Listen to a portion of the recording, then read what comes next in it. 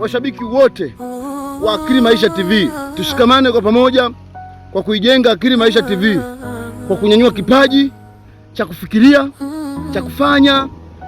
Tena sio kufanya tu maisha, maisha yamegawanyika katika sehemu nyingi sana. Kuna maisha madogo, maisha ya kati na maisha ya juu.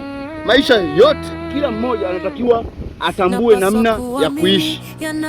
Kila mmoja anatakiwa ajitambue yeye ni nani, kwa sasa iko katika maisha gani, anatakiwa aende katika level gani ya maisha, ndoto yake iko wapi, ili afikie maisha fulani anatakiwa apite wapi.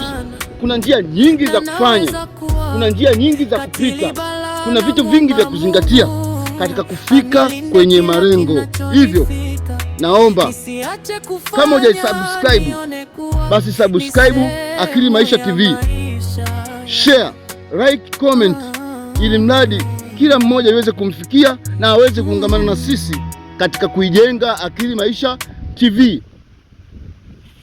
Akili yako ndo maisha yako. Ukiwa na akili kubwa, basi utakuwa na maisha makubwa. Haiwezekani uwe na akili ndogo alafu ukawa na maisha makubwa. Hayo maisha lazima yatakusumbua. Haiwezekani ukawa na akili kubwa ukaishi katika maisha madogo. Hayo maisha lazima yatakusumbua. Unapaswa ukae katika sehemu sahihi.